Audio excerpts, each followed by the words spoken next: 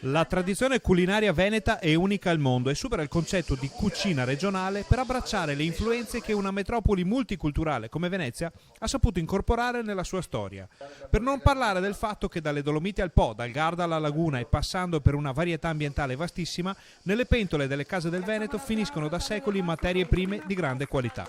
Da qui parte il percorso della prima edizione del Festival della Cucina Veneta, che fino a domenica porterà a Villa Obizi di Albignasego il top della produzione enogastronomica regionale. La prima cucina internazionale della storia, grazie anche alle peripezie, all'eccezionale storia della Repubblica di Venezia, quindi 10 secoli in cui noi ci siamo appropriati di tradizioni gastronomiche orientali, mitteleuropee, greche, slave, abbiamo creato un modello di cucina unico al mondo grazie a questa storia e grazie chiaramente alla varietà geografica. Il 5, il 6, il 7 luglio ci sarà tantissimo cibo, ci sarà da mangiare e da bere, ma ci saranno laboratori, workshop per bambini, presentazioni librarie, spettacoli teatrali, rievocazioni folcloristiche, concerti musicali, quindi moltissima cucina ma tantissima cultura. E anche l'assessore regionale ha una sua lista delle preferenze quando si parla di cucina. Si va dal pesce, dalle sardine in Saora, che penso siano nel cuore di tutti noi veneti,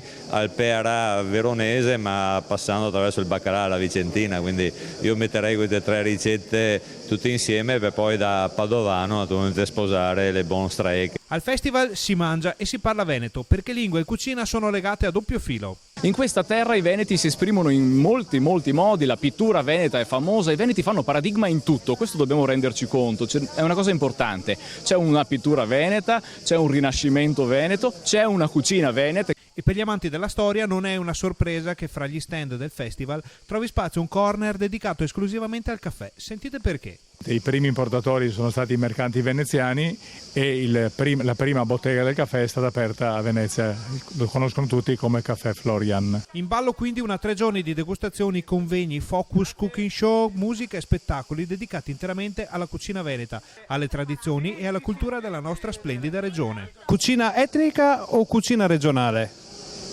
Cucina veneta.